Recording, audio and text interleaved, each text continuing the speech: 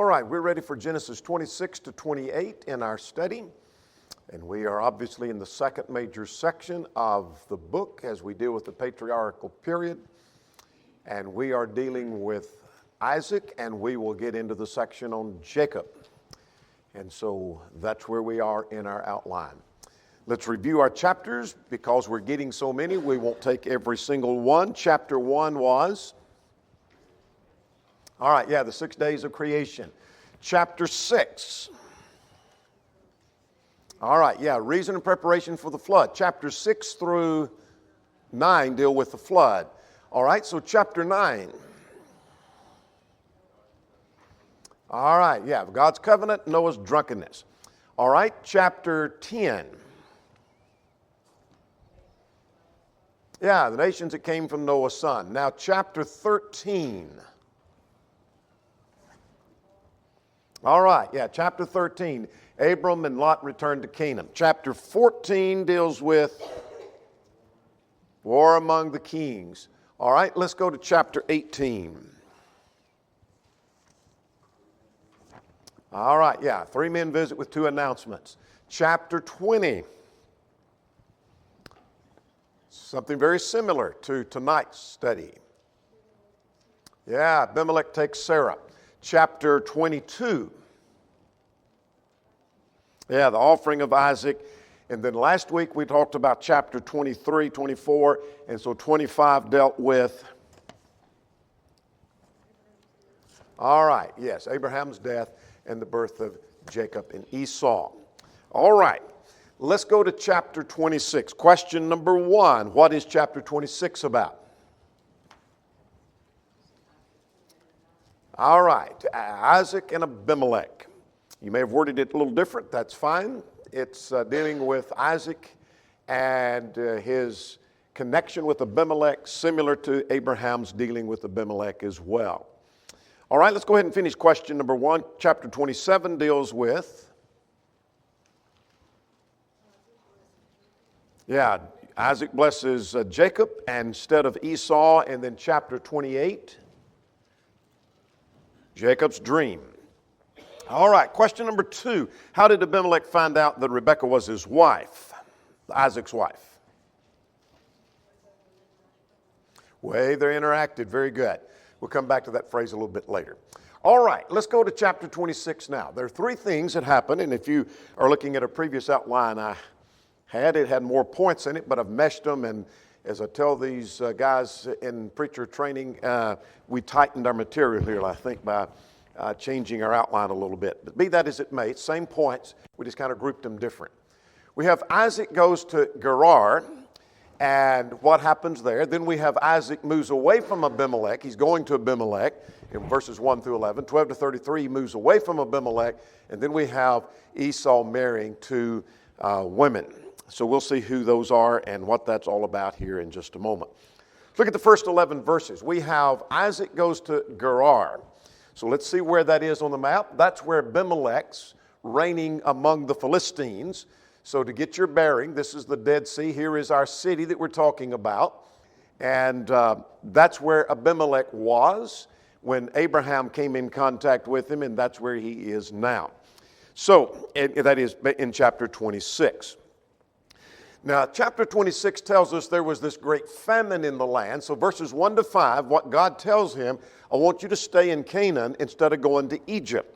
I don't want you to go somewhere else. I want you to stay here. Now, we'll talk about the significance of that and the promise that God made here. We're going to see all of that as we unfold that. So Isaac went to Abimelech in Gerar. And verse 2, the Lord appeared to him and says, do not go down to Egypt. I want you to dwell in the land that I will show you. In other words, sojourn here, and I will be with you, and I will bless you and your descendants. And we'll get back to that promise in a moment. One of the first impressions I get from that is that took some faith. When there is a famine in the land, it would be better, you would think, from human reasoning, to go to Egypt, wouldn't it? To go somewhere else, go away from this land where there's a famine. Now, it says that this was a famine besides the first famine. Well, it's talking about Genesis 12. In the case of Abraham. Genesis 12, I believe it's about verse 10. You can check that and see. But anyway, that took some faith on his part to stay in the land when there's a famine in the land and God's going to take care of him. Now, what I want you to notice at verse 3 and 4 is we have the same promise that was given to Abraham in Genesis 12 of the land, the nation, and the seed promise renewed to Isaac. Make sense?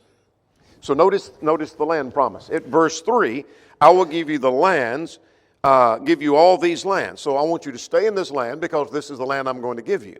So here's the land promise. Then at verse 4, I will multiply your descendants as the stars of heaven. There's the nation promise. And then at the end of verse 4, we have the seed promise. In your seed, all nations of the earth shall be blessed. Same promise given in Genesis 12, 1-3. Make sense? All right. So God said, I want you to stay here. I'm going to bless you. And so Isaac has confidence in that, and he stays there. That took some faith. Now, Isaac told Abimelech that Rebekah was his sister. Does that sound familiar? Yeah, very familiar. For a different reason. Same reason, but there was a different circumstance. And I'll tell you what I mean by that here in just a second. So beginning at verse 5, because I want to go back to the verse 5, though. I skipped verse 5. I only covered verses 1-4. Some interesting phrases. Two things I want you to see in verse 5. That God said, I'm going to do this because Abraham obeyed my voice. What do you make of that? Not because you obeyed my voice, but because your father Abraham obeyed my voice. One of the things that God told Abraham was that he knew that he would raise his children to be a certain way, and that he would live a certain way. Apparently, those things came through Isaac and were observed and done through Isaac. Yes. I think that was in chapter 18, if I recall. That God had God had told Abraham that he would raise his children according to the will of God, and that would be carried on. So yeah, that's part of that. In fact, the major part of that discussion. But it's interesting to me that God says to him that I'm going to bless you because of the faithfulness of your father, the faith of Abraham that was demonstrated. Because of that, I'm going to bless you because of that. The second thing I want to point out at verse 5 is this reminds me of Psalm 119. You remember in Psalm 119, there's several statements made, or Psalm 19, not 119. 119 would be similar, but Psalm 19, there are several different expressions that describe the Word of God. The law, the statutes, the commandments, the judgments. Remember that? We sing a song about that. All right. Verse 5, you obeyed my voice. You kept my charge, number 2. And my commandments, number 3, and my statutes and my laws. 5 descriptions of the same thing. Each one gives a little different connotation, but it's all concerning God's revealed will. And so because Abraham kept my voice, kept my law, kept my statutes, kept my commandments, my charge, and my laws. That's an interesting way of expressing that. All right? Now let's start at verse 6 now. Isaac takes off and he goes to Gerar, which is again west of the Dead Sea. And when he gets there, it seems, one writer made the observation that Abraham seemed to have the premeditated concept that when we get there, here's what's going to happen. They're going to want you, so let's tell them you're my sister. Where it seems like Isaac, if there was premeditation to that, we're not told of that. Maybe it was. I won't argue that he didn't have it. I'll just simply say we're not told.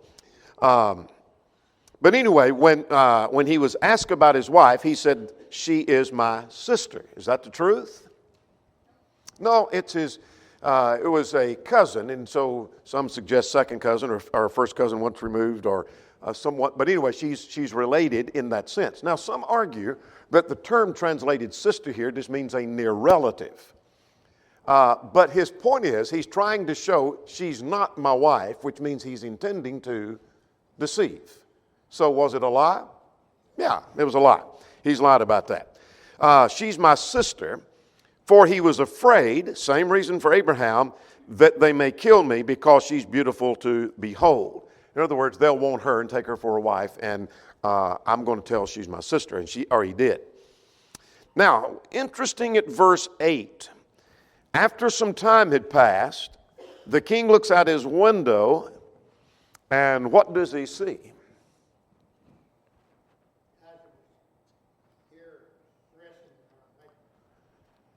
Yeah, he's showing endearment.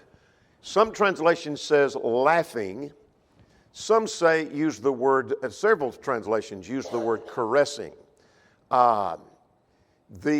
Without getting graphic, some of the lexicographers of the Hebrew here suggest that it is not without sexual overtone, meaning that he's touching her or caressing her in a way that should only be with a man and his wife. Does that make sense? It's not that they're over there laughing and cutting up and having a good time, as you might with a friend, but he is touching her, or he is somehow using the word showing endearment that you would only show to a wife. Abimelech concluded, verse 9, what did he say? Yeah, quite obviously, she is your wife, and how can you say she's my sister? And so there's a practical lesson to learn. What do you learn from that?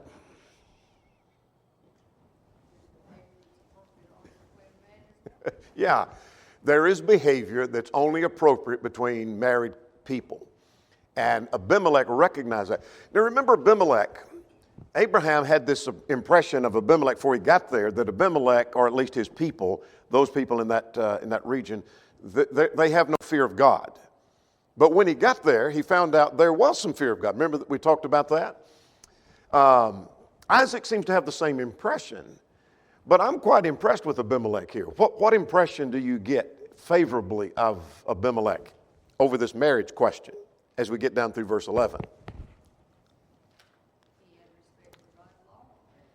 Yeah, he had respect. If this is a man's wife, we're not to touch her. In fact, he's quite stringent about that. What did he say? Yeah, you're going to be put to death. Say again? Yeah, you'll be put to death for that. Very good, yeah. That's quite a stringent law. I'm going to kill you if you touch her. And he was worried, back at verse 10. He's concerned not only that somebody may do wrong, but he's worried about the nation. What's he thinking about? Yeah, if we touch his wife, then notice the wording of verse 10. He rebukes Isaac, saying that one of the people might have soon lain with your wife, and you would have brought guilt on us. So he does seem to have some fear of God. He does seem to have some respect for marriage. He does seem to have some respect for others. He's not quite the creature that Abraham thought he was dealing with earlier. Does that make sense? We've talked about that previous, that his impression of the people in that region was not accurate. All right, let's talk about Isaac moves away. In verses 12 to 16, let's kind of deal with that in a broader sense, and then we'll make some sense of that. What do you see in 12 to 16?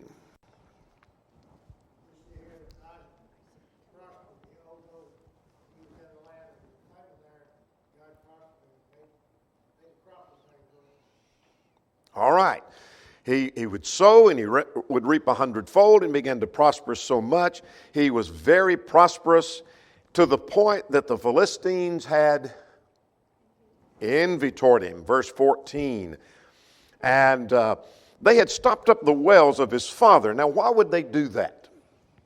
There's a basic reason you'd stop up wells. Because they could use that water, couldn't they? In fact, the text indicates later they kind of wanted some wells. You do that when you're wanting to drive people away. When people are occupying a land, you stop up their wells, that makes them move on. And then they move on and have a well, you stop up that well, they move on. And so it seemed to be an indication of getting the people of Israel to move away from them. And that seems to be the most common reason that is suggested. And so they'd stopped up the wells. And so Abimelech says at verse 16, we want you to go away because you're mightier than us. That is, there's more money, more prosperity, and they're growing in number as well. So we want you out of here. Now then, let's start at verse 17 through verse 25. What does Isaac do?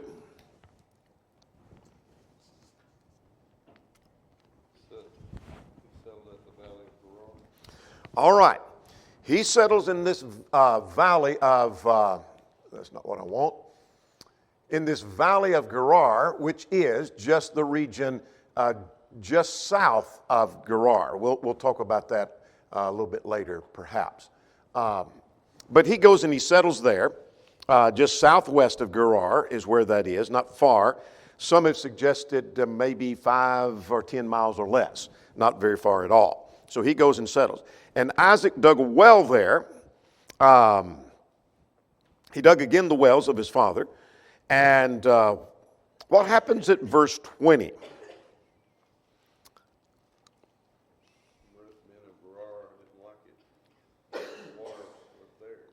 They claimed that was theirs, and so he called the name of the well Esek, which means, it means quarrel, because they quarreled with him. So they went and dug another well, and they quarreled over that, so he called its name Sitnah, which means what? Enmity. And then he removed and went to another one, and they did not quarrel over it, and he called it Rehoboth, which means what at verse 22? Spaciousness. Yeah, it means there's space or there's room. And because we have now found there's room for us. So, in other words, you see from the context, the idea of wells being occupied or closed is moving people away. Does that make sense? Keep moving them away. So finally, they no longer have a quarrel, and so now we found space for us. All right, now beginning at verse 23, and through verse 25, what happens? He went from there up to Beersheba. Now, we just talked about Beersheba. Just saw it, I didn't talk about it, but we just saw it on the map. So over here is where he is. He's moved kind of southwest, and now he's made his way over to Beersheba. All right? Now, what happens here? God speaks to him and he blesses him like he did Abraham. Yeah, tells him not to fear. He said, I'm your God, the God of your father Abraham. Do not fear, for I am with you, and I will bless you and multiply your descendants. And notice again this phrase. This is quite interesting. This is the second time in this context. He's doing it for the sake of Abraham, for my servant Abraham's sake. So he built an altar there and called on the name of the Lord. All right. Now let's get to this last subsection here. Abimelech makes a covenant with Isaac. He comes and finds Isaac now. Isaac has moved away, but he comes running to Isaac. I don't mean literally running, but he comes running over to him. And what does he say to him? He wants to make a covenant. What's the covenant he wants to make? Yeah, just basically peace. For you'll do us no harm and we'll do you no harm. And we didn't do you any harm when you were among us, and we sent you away in peace. Let's have peace between us. And so they had a feast, and he sent them away in peace. And notice this section ends at verse 33, that the place was called where they had this powwow, and for lack of a better expression, they called it Sheba, and the name of it is called Beersheba to this day. That's our city we just talked about. All right? So he's moved away, down, and then finally he's back over here at Beersheba, and that's where this agreement was made with Abimelech. Making sense? All right, let's finish the chapter here and look at verse 34 and 35. At verse 34 and 35, you have Esau is going to marry Judith and Basemath. So only 2 verses devoted to this. Esau was 40 years old, and he took his wives, Judith, who was the daughter of a Hittite, and Basemath, who was the daughter of another Hittite. And we'll come back to the verse 35 in a moment. Let's get our bearing here in our family tree. So here we have Isaac, who is married to Rebekah. They have a son named Jacob. We're going to be talking about him. Remember, these crosses represent the lineage through whom the Messiah comes. But here's their other son, Esau, and here are his wives. Here is Judith, and here is Basemath. And this woman doesn't come around till about chapter, 35, 36, I believe it is. So we'll get to her a little bit later.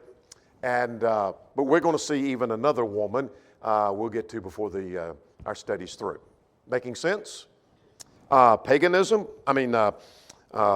Polygamy was not uncommon among the patriarchs, having multiple wives.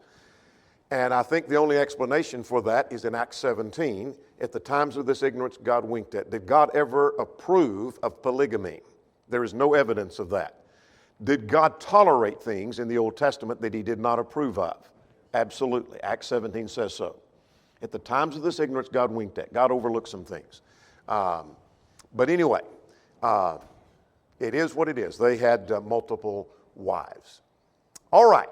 Now, before we go to chapter 27, though, I want to go back and finish verse 35. What do you learn from verse 35?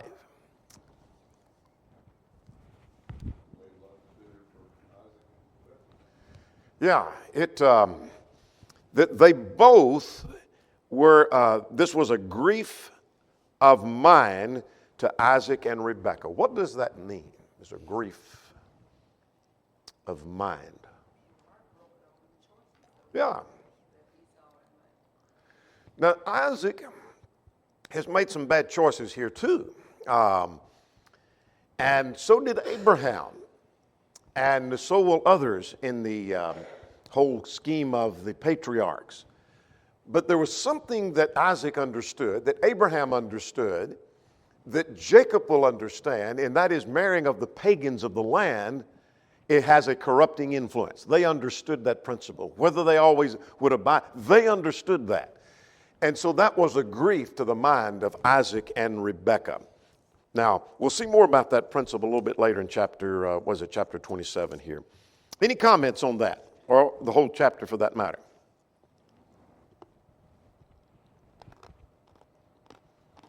All right. Let's go to chapter 27 now. And let's get question number 6. Why was Jacob blessed instead of Esau? Say again? All right. And there was deception. Two things involved. We'll flag that as we go even further. Let's go to question number 7. What was Rebekah's concern in chapter 27, verse 46?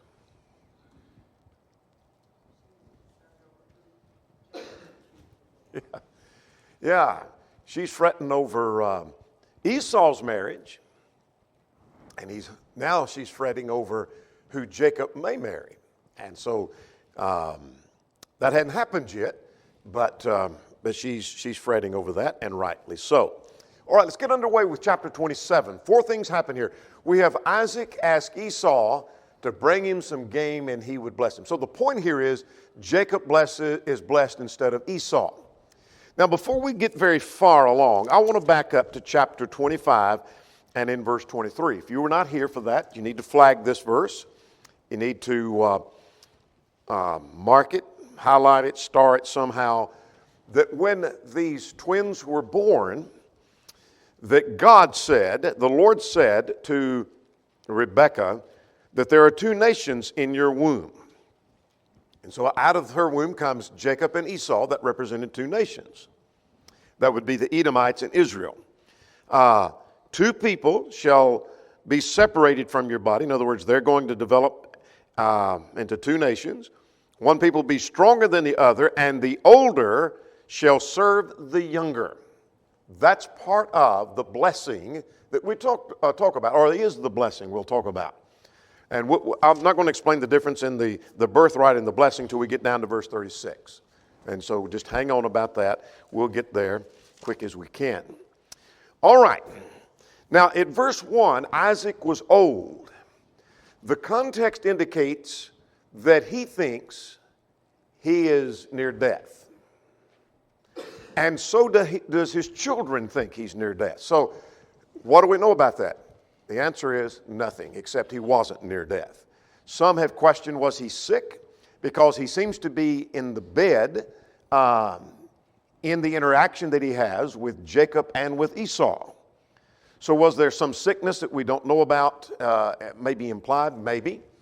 I can't comment on that because I've told you really more than I already know. about that. The second thing is, when chapter 35 and in verse 28, he died at the age of 180. So how old is he here? I'm not going to give the evidence of that because I don't have it all with me. Brother Willis, in his second volume on the book of Genesis, page 67, if you want a reference on that, gives a great deal of information of chronology that suggests that we have to conclude he's 137 at this point. And if you don't have that book, I can photocopy the page and get that to you, whatever you want to trace that. I'm just going to leave it at that. Seems to be around 137. So he's got some years to live yet. He's got, what would that be? That's another 43 years, am I right? So he's not near as dead as he thought he was. He thinks he doesn't have long to live. And his children, a little bit later, think that the dad's not going to live too long. So anyway, he lived a little longer than they thought. Anyway, he says to his son Esau, go get me some of the game and take your weapons and go fix me some savory food that such as I love, and do that before I die. I'm looking for an expression I was looking for. Yeah, verse 4. And that my soul may eat, and my soul, that I may eat, and my soul may bless you before I die. That is not a general statement of, I want to give you something. I got a gift to give you. I want to pronounce some blessing upon you. He is aiming to give his son the blessing that is discussed in the context. That makes sense? Now, what is that? Well, I said I was going to wait till I get to verse 36. I'll say more at verse 36 perhaps. There seems to be a distinction between the birthright and the blessing. The birthright had to do with a double inheritance. Now, I know this is before the law was given, but later in the law, Deuteronomy 20, I believe it's 21 and 17, talked about that the firstborn got double inheritance. And as one writer said, you always took the number of children and add one. In other words, if you had 3 children, and so you add 1, so you divide all of your inheritance by 4, and the first one gets 2 of those, and the rest get 1 each. Does that make sense? So if you had $1 million, you would divide it up to 4 $250,000, and the first one gets $500,000, and the other 2 gets $250,000 each. Does that make sense? So that's the birthright. Now, some argue that they are the same. Birthright and the blessing are one and the same. I take them to be distinct. You say, why do you do that? I think because of the wording of verse 36. And the birthright's already been dealt with. But there is this blessing that was dealt with back in chapter 25. God had already prophesied that the older shall serve the younger. So what was the blessing? The blessing was that the one who would become the head, which was generally, not always, but generally, the eldest child, the eldest son, would rule over the rest when the father died. He would be the patriarch in rule. So that seems to be the blessing that's being dealt with in this context, and I'll give evidence as we go along. So that's what chapter 25, verse 23 was talking about. God said that the elder shall serve the younger. God had already stated that. So I said there's flaws in the patriarchs. Here's one. Isaac seems to be attempting to do something contrary to what God had already said would take place. Does he come to an awakening moment? Absolutely. We'll see that over at verse 33.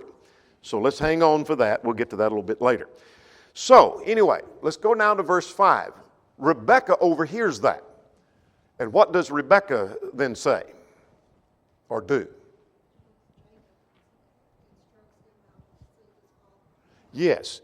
So there is deception used. Deception has been used already. Some argue, and I'm not sure about this, that she's trying to drive Jacob in harmony with what she already knows is the will of God from chapter 25 and verse 23. Is that her motive? Or is she wanting Jacob to be blessed I don't know. But maybe she was. We don't know that. I don't have any basis on which to say that other than she did know that, chapter 25, 23. I'll leave it at that. But anyway, Jacob kind of backs off from that from the standpoint of this may not work because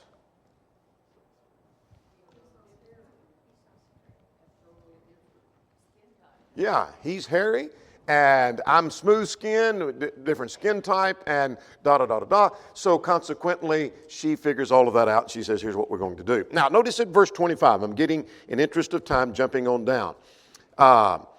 That Jacob said to his father, I am Esau, when he said, who are you, my son? Remember, Jacob or Isaac said, well, how'd you do this so fast? You went out to catch something and you've come in here quick? That's kind of suspicious. So at verse 19, the thing I wanted you to see is here we have lying again. Here we have the deception. I am Jacob, I am Esau, your firstborn. And please rise and eat. And verse 22, Isaac said, the voice is Jacob's voice, but the hands are the hands of Esau, because he couldn't recognize him, because his eyes were dim. And he said, are you really my son Esau? Verse 24, here's the lie again. He said, I am. And so he came near and he ate, and then he ended up blessing him. Now notice at verse 27, he blessed him and he said, so here's where the blessing is pronounced. That is, you're going to be the leader, you're going to be the ruler. Let the people and nations bow down to you, verse 29.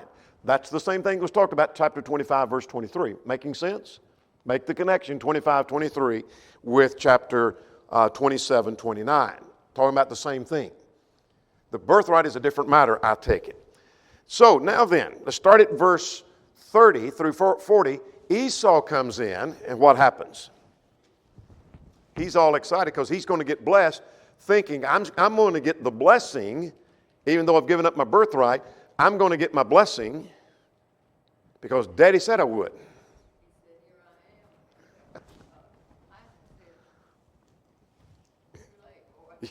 Yeah, too late, boy. He's right. Who are you? Well, I'm your son. So notice verse 30. Here's something we want to flag. That Isaac trembled exceedingly. Let that sink in for a moment. Esau trembling, I understand. Isaac trembled exceedingly. It's too late. He's going to get done giving the blessing.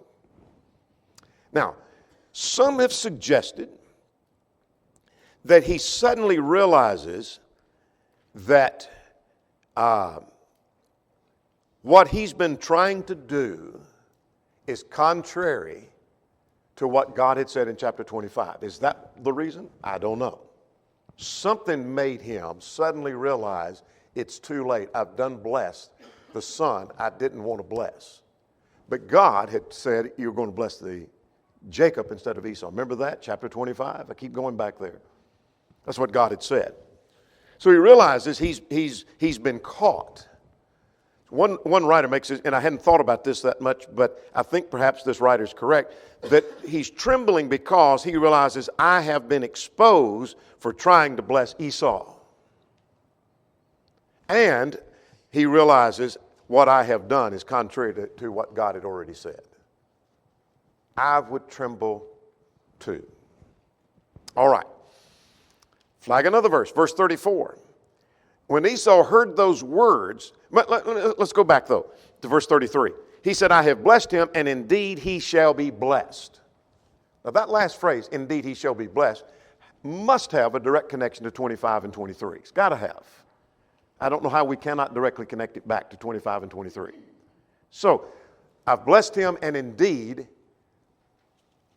the tense of that, I don't have my information together on that, but the tense of that implies that he is saying that this is the way it was going to be regardless of what I did. He is going to receive the blessing. Seemingly thinking about the promise or the prophecy of chapter 25 and 23. I'll leave it at that. So look at verse 35. Your brother, now verse 36 is the one I'm wanting. Esau said, this is the second time, I'm paraphrasing. The second time, I take it, there was the birthright, number one, and then the second time is this blessing. So what again is the difference? The birthright had to do with a double inheritance. The blessing is the one who would lead over the others. Chapter 25, 23, and other text. All right. You might flag another verse, verse 38. When Esau said, don't you have another blessing, Father? And the answer to that is, no, I don't. Esau lifted up his voice and he wept. So he cried bitterly, he wept. Now quickly, verse 40, the father did say to him that there would be a time when the Edomites would break the rule of Judah over them. David, 2 Samuel chapter 8, 1 Kings 11, brought Edom under his control, under Israel's control. But 2 Kings chapter 8, verses 16 to 22, under Jehoram, they broke that rule and over them. So that did come to pass. He broke the yoke off of his neck. All right, now let's get verses 41 to 46. What happens here?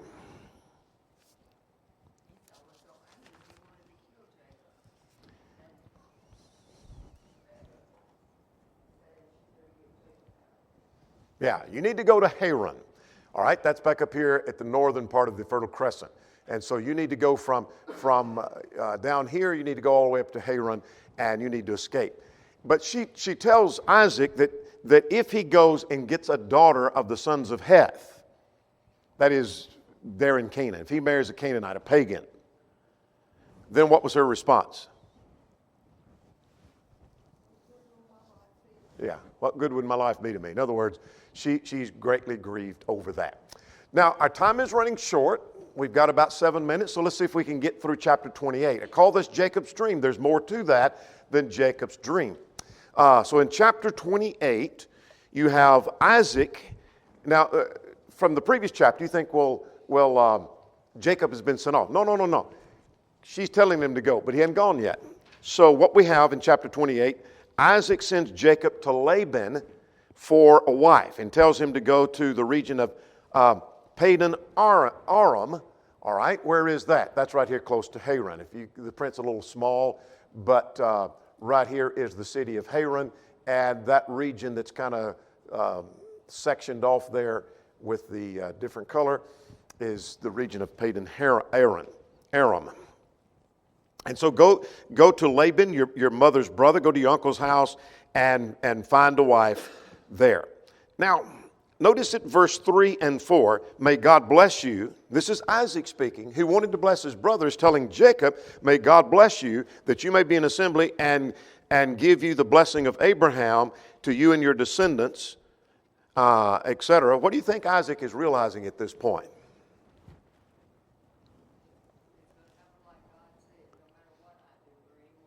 Yeah, I think he had to realize that I was wrong and I was on the wrong track in trying to bless Esau. Does that make sense? God had said it wasn't going to happen. He tried, it didn't work, and I think he's acknowledging that now. You're the one that was supposed to be blessed. You go forth, go find you a woman from your uncle's household. And so he sent him away to his uncle's household. Now, we have then a pause here in the storyline about Jacob to focus back on Esau. What happens with Esau here? He marries Esau when he found out that they had sent Jacob away, and he realizes, you know what, Daddy's not too interested in Jacob marrying one of these pagans. Yeah, he ends up marrying one of Ishmael's children. All right, here we go. We talked about Esau. He's married Judith and Basemath. And this woman, we've already mentioned, comes along in chapter 36. And so he marries this woman, Mahalath, who is the daughter of Ishmael, part of the family. That made Daddy happy to send Jacob off. I'm interested in pleasing Daddy.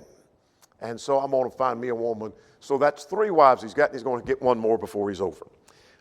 Now let's go back and talk about Jacob's dream and the significance of that, and if there is any significance. Jacob's not there yet. He hadn't got to his journey, to the end of he hadn't got to his destination is what I'm trying to say. He hadn't got there yet. So on his journey, as he's making his way, what happens to him? Lies down to sleep.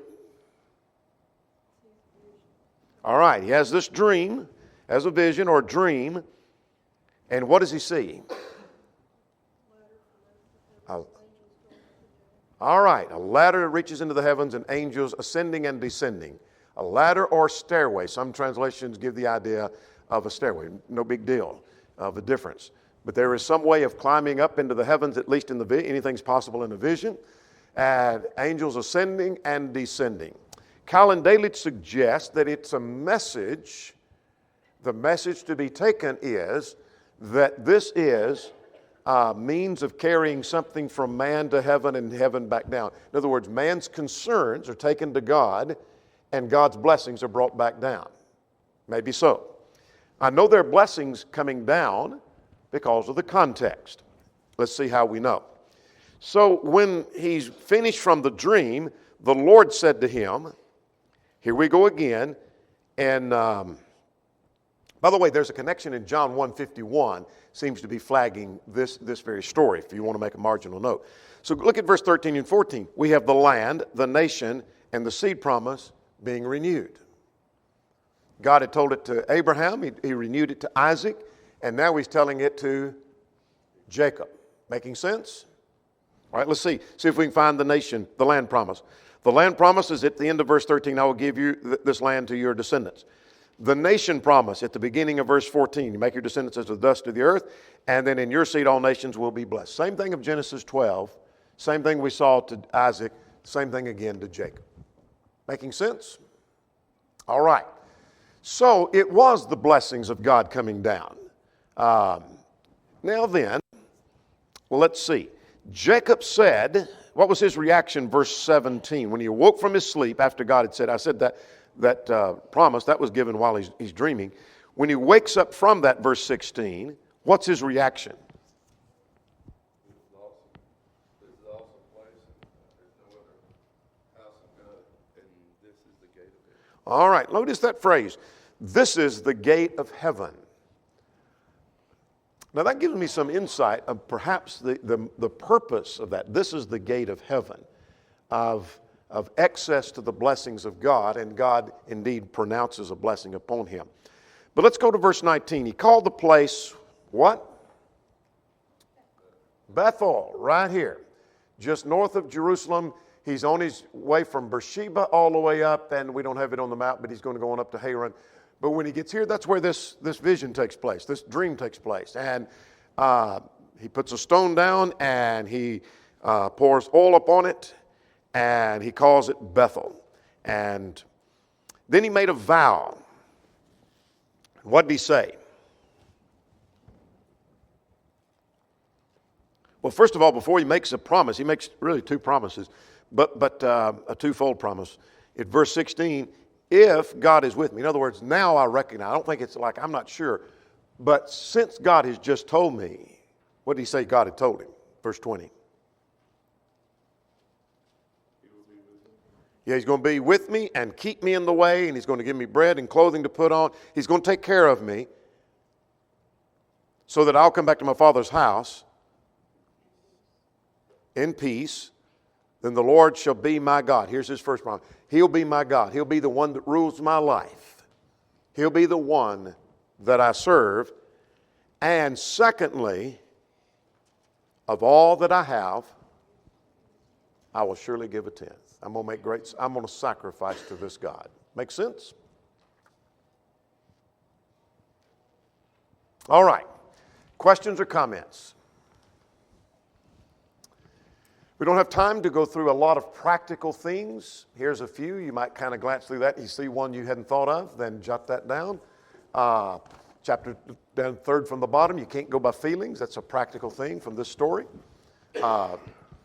Isaac went on his feelings. He felt, oh yeah, this is Esau. Can't go on feelings. Behavior between male and female. Some behavior is only proper for husband and wife. What else do we learn? You can learn to marry one, love one that you marry. If in the day in the Old Testament, if they would pick out their mates, or parents would pick out their mates and then they learn to love them, then the one you've picked out you can learn to love as well. If you don't love them, you can learn to love them. God commanded it. We're going to stop on that note right there.